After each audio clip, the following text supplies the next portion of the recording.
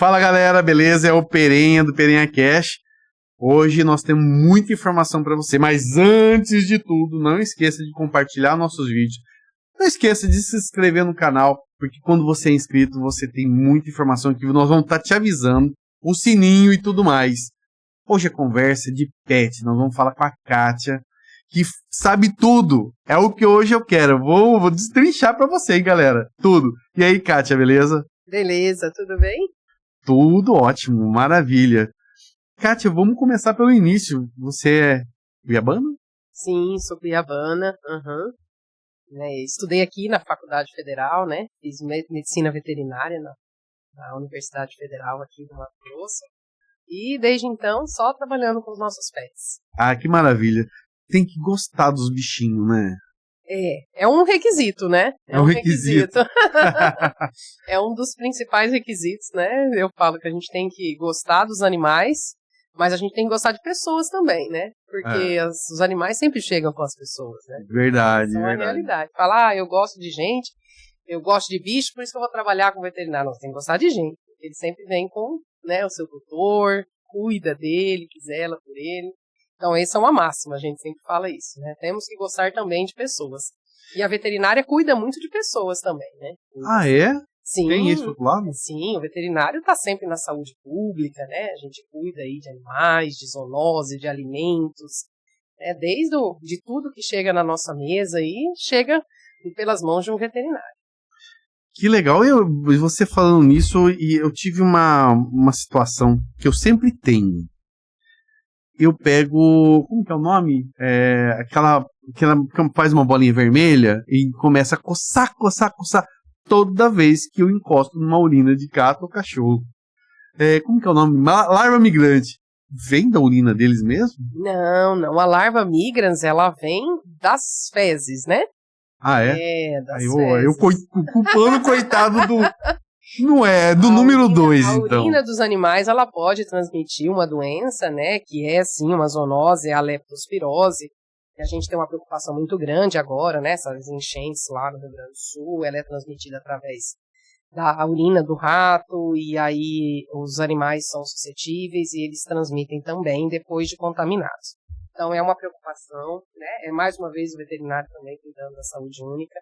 É uma preocupação hoje, até por tudo que a gente passou aí com essa questão toda no Rio Grande do Sul, essas enchentes. Mas o que você falou é larva migrans, né?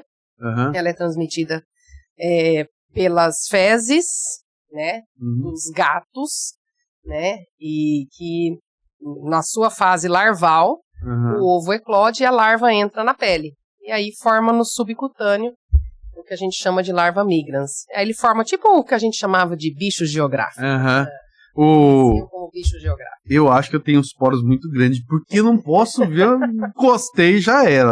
Areia, sempre na areia, né? Tem que brincar nas areias, né? A gente tem que tomar muito cuidado. Eu já, quando eu vou pra praia, já levo remedinho. Isso. É normal. Então, eu não sabia que ela era pelas fezes, achei que era pela urina. Não, urina não, é pelas fezes. Esse nome que você falou ficou mais bonitinho, Migan. Larva migrans. Minha mãe fala, larva migrante, moleque, você tá com esse bicho aí. Bicho geográfico, Bicho né? geográfico. Ela formava tipo um mapa na nossa pele. Né? Se deixar, vai. Forma. E aquela coceira gostosa. Aí tem o bicho de pé também, talvez você tá confundindo, né? Mas também é tudo pelas fezes, né? Tudo as fezes. A urina não.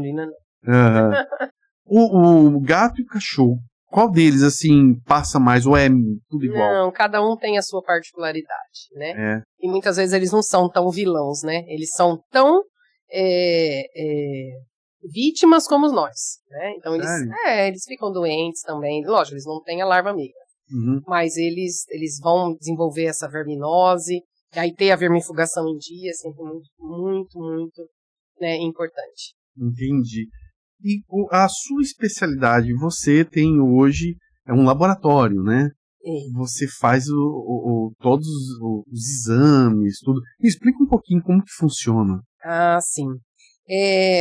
A medicina veterinária evoluiu muito, né, em toda a sua amplitude. Quando a gente fala de pequenos animais, de pets, como a gente fala, e hoje não só tão pequenos, tem os animais exóticos, né, então que a gente também acaba cuidando deles.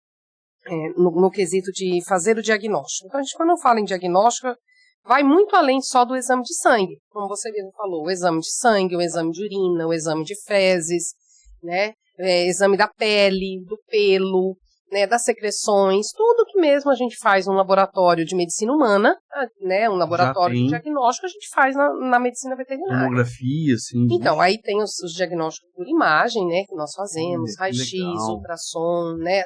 Temos a tomografia, né? Fomos o primeiro tomógrafo veterinário do Brasil a ser instalado aqui no Mato Grosso com a gente. Nós somos na frente mesmo, então. Fomos um key account da GE, né? Que confiou a gente aí essa missão, né? Já 2 anos e 4 meses já nós estamos já com o tomógrafo. Então, hoje a gente tem essa medicina de diagnóstico aí muito evoluída. Então, a gente trabalha com diagnósticos hormonais, diagnósticos moleculares, biópsias de pele. Então, a gente trabalha com uma infinidade, né? E aí, tanto no diagnóstico laboratorial, como eu te falei, como como diagnóstico por imagem. E aí traz a parte de cardiologia, da neurologia, endoscopia, que é mais um diagnóstico por imagem também. Neurologia, nossa, os bichinhos ficam meio doidos também, tem hora, né? Com os donos também. Consegue perceber alguma coisa, uma patologia do animal, assim, de repente? Isso aí é igual o dono meio doido. Tem?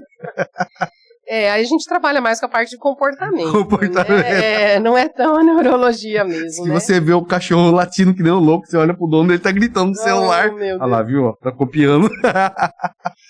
A gente fala que, né, eles acabam nos imitando, né? Muitas vezes a gente tem isso é uma realidade que às vezes acontece em nosso meio, né? A gente vê ali, um animalzinho tem, sei lá, uma doença endócrina. A hora que você vai ver, o dono também tem. Aí é fácil a gente conseguir até chegar, né, nesse proprietário, nesse tutor e motivar ele ao tratamento, que ele vai ter uma empatia ali, né? Ele se coloca mesmo no lugar daquele animal que fica doente. E aí o diagnóstico para ele, pro pet, é tão importante quanto pro dono. Então é por isso que a gente foca muito no diagnóstico. Entendi. Tem a obesidade também pros pets, não tem? É uma das áreas que a gente trabalha muito fortemente, né? Eu, depois de fazer, né, a especialização, a minha primeira especialização foi em análises clínicas de uma forma geral, e aí agora, uns 5 anos atrás, né, um pouquinho antes da pandemia ali, eu me especializei em endocrinologia. Então, hoje eu faço endocrinologia veterinária, mais voltada ao diagnóstico. E a gente, no nosso centro, a gente tem uns endocrinologistas também, que fazem um atendimento clínico. E a gente trabalha muito a obesidade. Né? Não só como um erro, vamos dizer assim, na alimentação, no estilo de vida, no sedentarismo desse animal, mas também como uma patologia mesmo, né? Entende-se que a obesidade é uma doença inflamatória, e ela vai ter um problema aí para os animais, assim como tem para os humanos. Causa as dislipidemias, os colesterol, triglicerídeos, tudo a gente faz a dosagem. Nossa, coitadinha, eles são iguais a gente. São iguais a gente. Nesse ponto, assim, se eu posso falar iguais, né? Uhum. Né? Tem as mesmas patologias que os humanos, né? E temos que pensar sempre que o tratamento, às vezes, é diferente. Porque os animais respondem diferente a algumas medicações que os humanos. E aí entra o perigo da automedicação para os animais. Tem que muitas vezes também. A gente acha, eu tomo esse remédio, eu vou dar esse remédio para o animal. Então isso é um problema. Né? Às vezes tem alguns medicamentos que são tóxicos para os animais, que são de uso humano. E assim como na veterinária também, né? Alguns medicamentos veterinários que são exclusivos veterinários. Não é para ser usado em humano. Nossa, então tem gente que, coitadinho, vai dar um remédio que ele toma pro cachorro. Imagina, é muito comum a gente ver isso. É comum isso? É comum. Eu tomo, sei lá, um anti-inflamatório e eu vou dar um anti-inflamatório, se eu der um anti-inflamatório para um gato, eu causo uma úlcera nele e posso matar ele por uma úlcera, uma gastrite, entendeu? 1 dose, 2 doses, né? Então, assim, isso é muito grave, acontece mesmo.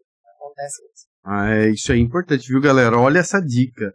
Não dê remédio para seus cachorros ou gatos que não seja para especiais para ele, que seja para ele, porque se você... Receitados por um veterinário, né? O veterinário estudou para isso, então ele sabe fazer isso. Não adianta cortar o comprimido, não, acho que essa dose aqui vai dar para ele. Não adianta. Tem que fazer certinho, é isso aí. Tem que fazer, tem que ter a prescrição mesmo do veterinário. Ele vai saber qual vai ser a melhor medicação, a que pode usar e a dose, né? Que às vezes também é diferente. Verdade.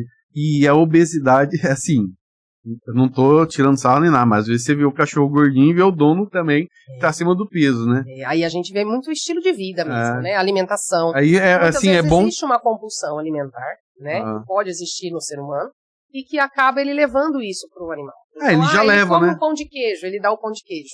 Ele come um doce, ele dá o doce. Ele come Pode dar pão pro cachorro. Eu sempre dei pro meu. Olha, ele ficava aqui do meu lado esperando, assim. Eu ia comer, tava uma ração, tudo. Ia comer o pão, o miolinho era dele, entendeu? O que eu fazia? Eu vou fazer, né, o meu papel de light aqui, tiro o miolinho. Aí eu olhava pra ele, esse aqui é o seu, ele comia. Pode dar. A gente tem que sempre lembrar que eu tenho que ter uma dieta balanceada. Então, pão é carboidrato. Então, se eu dou um carboidrato, eu tenho que tirar esse carboidrato de algum lugar. Se eu dou uma ração e ela é super completa, por qual é a necessidade metabólica daquele carboidrato para esse animal? Qual a necessidade daquele nutriente, melhor dizendo, para aquele animal? Posso te falar? É a carinha dele pedindo pra mim de manhã. Ele olhava assim... Né? Cara bonitinho, falou assim, quer pãozinho, né, neném? Toma. Nessa hora a gente deixa ali faz um chip de abobrinha, um chip de cenoura, e ele vai comer a mesma coisa. Você sabe que o meu cachorro comia fruta? É uma necessidade muito mais nossa, o paladar, do que deles. Eles não conhecem. Então o que a gente der é novidade para eles. Então se a gente, né, na endocrinologia, a gente estuda isso. A nutrição para esses animais. E às vezes a gente quer dar um petisco, né? Mas aí a gente faz um petisco light, porque para ele não sabe. A gente sabe o que é um pão, ele não sabe, né? Então a gente dá lá, faz um petisco light, vamos dizer assim, e dá para esse animal e ele fica super feliz, do mesmo jeito que estivesse ganhando pão. Pois é, vamos lá, vamos dar um alface, né? Porque eu também gostava. Eu ia comer um churrasco, tudo. Chocolate, né? Não. Chocolate não pode dar? Chocolate não pode pra cachorro, né? Eu nunca dei. Não pode. Sério? É tóxico? É um alimento tóxico. Aí, galera, viu? Chocolate. Mais uma dica. Não dê chocolate. Não dê. Chocolate, uva passas, uva de uma forma geral, tanino. Uva também? Não pode também. Eu comi uva. Não pode. Uva passa é muito, muito perigoso para os animais. Nossa, o que acontece? A gente tem uma relação, talvez assim, né, poderia até ter trazido aqui para passar para vocês, mas de cabeça eu não vou ter, até porque a gente trabalha muito com diagnóstico, e acaba não fazendo tanta parte clínica dessa forma, mas o que chama muita atenção é o chocolate, né, porque é uma coisa que a gente come normalmente, gostoso, que a gente acha que o animal quer e a gente vai dar, então não pode. Eu acho que até um doce em si não deve dar para o animal, né? É isso que a gente estava conversando, né? Muita energia, né? E hoje os animais, eles acabam tendo um estilo de vida muito diferente do estilo de vida que ele trouxe da natureza, vamos dizer assim. Daquele animal caçador, daquele animal que andava, que ficava no quintal, que corria, que latia, né? Hoje a gente tem lá dentro dos apartamentos os animais, é o pet de dentro de casa que põe a meia para sair na rua, né? Então acontece, claro, tem muitos, né, que dorme na cama, então ele é cuidado como fragilizando, humanizando. Né? A gente humaniza muito os animais. E essa humanização, ela traz, né, os benefícios que o ser humano acha que existe, mas para os animais às vezes traz, por exemplo, o sedentarismo, que é uma coisa muito comum, né, nos animais, que eles eram animais mais ativos. E aí, com esse estilo de vida, com essa humanização, ele acabou ficando, assim, um animal parado. Né? O gato deixou de caçar. Eles estão adoecendo, na verdade. Eles adoecem. Por isso que a gente tem que fazer os exames, detectar o problema dele. Eu falo sempre assim, né? Os animais precisam de check-up como o ser humano. Então, de tanto em tanto, eles vão envelhecendo. Assim como os humanos, a expectativa de vida aumentou muito, nos pets também.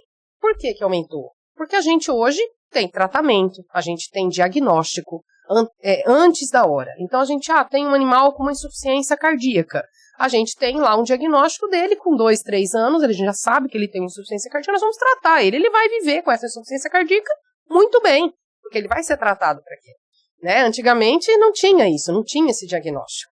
Então, com o diagnóstico tardio, o tratamento tardio, já os sintomas dessas patologias crônicas, elas são muito exacerbadas, elas ficam muito afloradas. Então, quando a gente tem esse paciente que faz um diagnóstico, um check-up, e eu consigo pegar essa doença no início, tudo fica mais fácil, tudo. Assim como no ser humano. Se eu pego um paciente com início de diabetes, por exemplo, é um tratamento, eu consigo tratar. Né? Agora, se eu pensar isso no animal, é a mesma coisa. Um animal que já está lá com todos os sintomas, com insuficiência renal, alteração neurológica por causa de uma glicose alta, porque ele tem diabetes, é difícil eu conseguir rever Nossa, ele isso. também tem diabetes? O animal tem todas as patologias que os humanos têm. Meu Deus, tem que dar uma insulininha nele também? Não, a gente usa insulina também, se houver necessidade, e o tipo de insulina. Tem vários tipos de insulina que a gente pode usar. Não sabia. Que coisa. É uma coisa assim até interessante que eu vou falar, que acho que é uma dica, porque acho que eu já vi muito animal igual o meu. Ele ficava, tipo, fazendo um barulho assim, como se estivesse com o nariz entupido. O que é isso? Vamos lá. A gente tem os animais, normalmente, né, a gente tem algumas raças que acontece isso e é fisiológico, é normal, né, que a gente chama fisiológico, normal. Né? Por exemplo, aqueles animais que têm os narizinhos achatados, os braquicefálicos, os shih tzus, os bulldogs, né, aqueles animais que têm o focinho curto. Quando ele tem o focinho curto, ele tem um encurtamento assim da boca, que a gente chama do pálato. E isso faz com que esse animal ronque com muita facilidade, entendeu? Então a gente tem isso e é fisiológico, é normal. Ele dormir com a boquinha, assim, normal até um tanto. Sim. Né? Depois disso ele passa a ser patológico. Então ele pode ter patologias associadas a isso, mas é normal esse animal apresentar uma rouquidão. Vamos dizer, comum, ele vai apresentar uma rouquidão. Ele vai apresentar um ronco característico daquela raça. É diferente do animal de focinho longo que começou a roncar. O meu era um pincher. Eu tinha um pincher normal e o outro que ficava fazendo assim, como se tivesse com o nariz entupido, e ficava assim, fazendo. Mas aí tem algumas patologias também, né, que pode existir ali. Então a gente tem a sinusite, tem a inflamação. Então, às vezes não é uma coisa tão séria. Não, mas pode ser. Que seu cachorro tá com problema de coração. Eu já fiquei desesperado. Falei, será? Pode ser, né? O coração, ele leva uma alteração, muitas vezes, quando ele tá mais aumentado de tamanho, na insuficiência cardíaca crônica, né? Congestiva, que a gente fala. Então, ele tem um coração mais aumentado. Esse coração, ele atrapalha o processo respiratório. Às vezes, ele pressiona a traqueia e faz com que esse animal tenha tosse. E assim, então pode ser sim um sinal de doença cardíaca, não dá para falar que não. Só por exame isso, mesmo. Exames, aí nesse caso de imagem, a gente vai precisar fazer um raio-x, vai precisar olhar um ecocardiograma, um eletrocardiograma, para ver a função desse coração, para ver o tamanho desse coração. Então, assim como a gente tem os cuidados, né, tão específicos nos humanos, mais uma vez eu repito, no pet a gente também tem esse cuidado. Legal. E quando, assim, vou colocar assim, voltar na história. Quando que você virou a chavinha, que você começou a ir atrás desses exames, você falou assim, poxa, eu quero mexer com isso. Como é que foi? Me conta essa história. Aí mistura um pouquinho, né, com o que eu esperava, que eu queria fazer na vida, né? Então, assim, eu quando jovem, né, iniciando lá, vou fazer vestibular na nossa época, né, tinha vestibular, tudo, e aí a gente tinha, né, eu tinha uma vontade muito grande de trabalhar com laboratório, de trabalhar com farmácia, fazer farmácia bioquímica, e aí não consegui fazer na época, né, acho que na faculdade a gente não tinha farmácia aqui em Cuiabá, na Federal não, e aí, por então, eu falei, eu vou fazer veterinária, que eu também gostava dos animais, também tinha essa questão toda, que lembra que eu falei, que é sempre uma necessidade a gente gostar de animais, claro. Então eu tinha esse carinho, eu tinha esse apreço, né, pelos animais, mas eu gostava muito do laboratório. Então era o que eu queria fazer. E aí quando eu comecei a estudar, né, tive a oportunidade de conhecer um grande laboratório em Botucatu, onde eu fui fazer um estágio na Unesp, em Botucatu. E aí, desde então, eu vi que aqui em Cuiabá não existia aquilo, né? E lá eu vi um mundo muito diferente e promissor, por assim dizer, e que casava com o que eu sonhava, que era o laboratório. Então aí eu juntei as duas coisas, o laboratório e a veterinária, né? E desde então,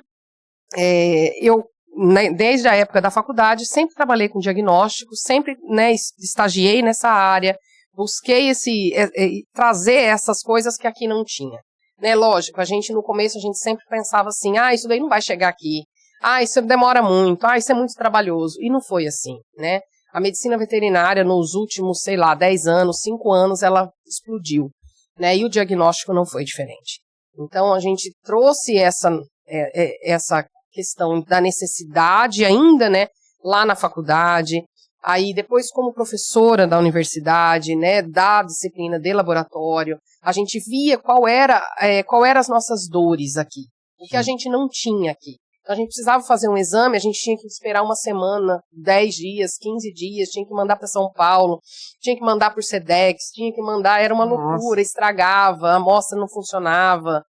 Então o resultado não era o esperado, era caro, muito caro, e isso também fazia com que se tornasse menos acessível, né, para todo mundo. As pessoas largavam no animalzinho e falavam, vou gastar um dinheiro. E os próprios veterinários também, né, eles não tinham acesso a essa ferramenta de diagnóstico.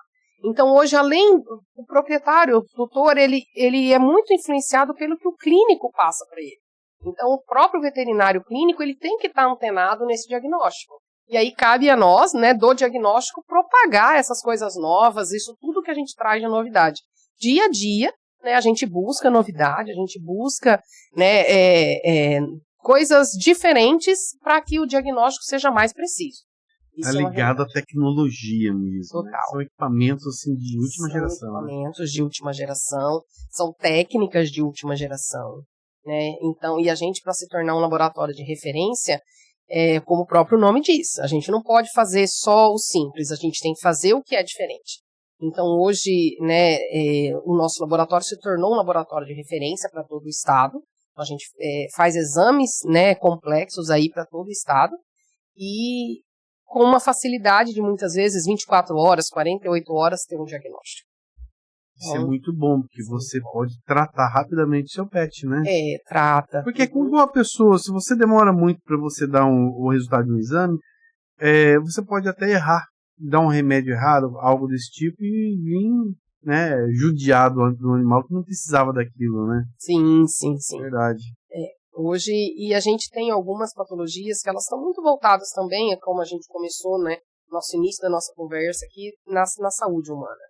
E isso, o diagnóstico preciso, com técnicas precisas, acessíveis, né, à população de uma forma geral, traz benefícios, né, ímpar para a nossa sociedade como um todo. Né, principalmente no que a gente fala de doenças zoonóticas, doenças de notificação, que precisam ter essa notificação, que às vezes a gente tem que mandava para fora alguns exames, e hoje a gente não precisa mais. Então a gente já tem esse diagnóstico aqui, em Cuiabá, no Mato Grosso. Legal. Né? Então a gente fica muito feliz em poder participar também dessa história aí, da zoonose, assim, da saúde pública na veterinária. Que legal, que maravilha. Agora eu quero saber de animais exóticos. O que eu não tenho muita noção, mas o que tem hoje de exótico que a galera hoje tá tendo, tá cuidando? A gente já tem algumas feiras, né, e que tem acontecido em Cuiabá, né, principalmente aqui, e que a gente vê muito, né, a criação, e a gente faz muito exame também. Então, desde pássaros, né, araras, papagaios, né, calopsitas, saguis, macacos, né, cobras, muitas pessoas criam cobras. Eu sou louco pra ter macaquinho. Mas aí, pode ter? Como é que faz? Precisa ter uma licença, né? Precisa ter uma licença, precisa esse animal ser registrado. Você já tratou algum macaco? A gente faz exames, né? Né? Fazemos exames, vários. Eles são dóceis? A gente coleta sangue ou faz um exame, né? Muitas vezes de imagem, recebe esse paciente para fazer com uma fratura, alguma coisa assim, para fazer um exame. Então a gente, né, lógico, cada um sabe conter a sua espécie, né? Então, assim, tem o especialista nisso, tem o veterinário próprio e habilidoso para isso. Nós temos um veterinário que trabalha com pássaros em Cuiabá. Então, ele tem que ter especialidade. Sim, sim, né? Legal, porque legal. é o que você falou, não é como a gente tirar o sangue de um cachorro, de um gato e de uma ave. Então, tudo tem uma anatomia diferente. É igual você fala, cara, é mais difícil que o ser humano. Por quê? Nós somos todos parecidos, né? Você olha o corpo, tudo. Mas os animais totalmente diferentes. Um gato, cachorro, papagaio. Uma cobra. Uma cobra. Tem gente que cria cobra. Cria iguana. A iguana até... Sim, mas ela mas morde. é um réptil, né? É um réptil, assim como a cobra. Totalmente diferente. Dá pra criar de boa. O sangue é totalmente diferente do nosso sangue. Né? Assim, microscopicamente falando, quando a gente olha uma célula é diferente. A contagem dessa célula é diferente. Então, nossa! É muito... assim, pra gente que gosta, isso é encantador. Que legal. Isso é encantador. E a iguana deve ser um negócio bem legal de ter também, né? Bom, tem quem gosta. Eu prefiro os gatos. Você prefere os gatos? Eu sou gateiro, eu gosto dos gatos. Eu gosto dos cachorros, eu até falo sempre. Os cachorros me perdoem, mas a minha paixão são os gatos. Né? Eu gosto muito do gato. Os gatos têm várias particularidades, né? Eu só acho assim, gato ele não é muito de casa, não. Ele gosta de correr o circo mesmo, né? Não, o gato gosta da casa. É que ele escolhe a casa que ele gosta, né? E às vezes a gente quer que ele fique na nossa casa, mas ele que escolhe a casa dele. O gato é uma personalidade maravilhosa, né? Então ele gosta do que ele gosta, ele não é fácil. Mas quando ele gosta, ele não sai da casa, não. A minha vizinha tem 12 gatos, né? É 12 ou 14 gatos? Ela tem muito gato. Ela ama gato, né? E aí, eles amam a minha casa também. Eles vão lá, eles ficam em cima, embaixo do meu carro, eu olho pra eles e falo assim, cara, não tem gato, mas esses bichinhos vivem me rodeando. Eu gosto de lavar casa, eu vou lavar carro, olha, eles estão tudo me olhando. Isso, exato. O gato, ele sente, né, eu tenho muito isso, né, que eles sentem isso de uma forma muito especial, daqueles que, assim, mesmo que você não ame, eles você respeita, você gosta. Sim. Então, o ambiente, para eles, é muito importante. Eles sentem quem gosta deles. Então, eles vão, eles estão juntos, né, e sempre é importante a gente falar, né, mesmo que tenha 1, 2 ou 3, é importante a gente ter sempre o controle dessa população. E como você falou, o gato, às vezes, ele é um animal mais da rua. Então, para ele ser chamado de um animal errante, um animal que vai para a rua e vai fazer e vai cruzar com outro animal, é muito rápido, né? Então, esses animais se reproduzem de uma forma muito, muito acelerada. Então, a gente tem essa preocupação como veterinários, a gente indica mesmo, né, a castração como uma forma de controle populacional. E pensando em gato, até para evitar essas zoonoses, essa importância na saúde pública, que o gato tem essa influência, né, é importante que a gente tenha esses animais castrados. Imagina, um animal, uma fêmea que entra em cio a cada 30 dias, como que ela não vai reproduzir? Ela reproduz muito. Então, uma gata, ela dá muitos gatos, vamos dizer assim. Então, se a gente ama os animais, a gente precisa controlar a população deles. E a forma mais segura é fazer essa castração. Às vezes a gente já dá uma ração pro animal porque eu amo ele. Castra ele. Existe algum programa do governo sobre... Não, hoje a gente não tem ainda, né, aqui não existe. Aqui ainda não temos, né, nenhum hospital público ainda que faz essa castração, mas a gente tem projetos, né, dentro das próprias clínicas, dos hospitais escola, né, que incentivam essa castração.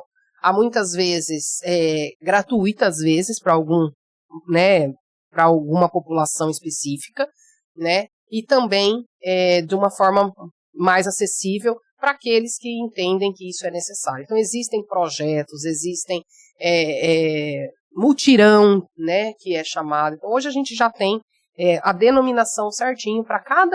eu quero fazer um projeto de castração, eu quero fazer um mutirão de castração, vou fazer uma semana de castração. Então, a gente tem como fazer isso de uma forma legal, né, legal que eu falo dentro da lei mesmo, e que seja legal, que seja bom para os animais, que seja seguro, porque também a gente tem que entender que esse animal ele vai passar por um procedimento cirúrgico, ele vai precisar do pré-operatório, saber como ele está, ele vai do transoperatório, durante a cirurgia, tem que ser uma cirurgia feita com qualidade, bem anestesiado, né, não é qualquer coisa, é um procedimento que vai como a gente fala, abrir a barriga do animal. Então, eu preciso ter uma anestesia, eu preciso ter uma analgesia correta, né? E depois um pós-operatório. Então, eu preciso cuidar desse animal para reintroduzir ele, muitas vezes, na casa de um tutor ou até mesmo na rua. A gente tem muitos animais que são errantes e que entram em projetos de castração, que é muito importante. Então, tanto antes, durante e depois, a gente tem que cuidar desse animal na castração. Então, é por isso que é tão importante aí ter uma forma bem legal das duas formas. Então, castração é legal, é legalizado e tem que ser bom para o animal. Legal nas duas formas. Você falou de castração, eu fiquei lembrando que eu tinha um pincher que ele tinha o costume de mijar. Até no teto, você deixava, ele mijava, sabe? E ele, pra você ter uma ideia, ele já mijou nas costas do meu filho.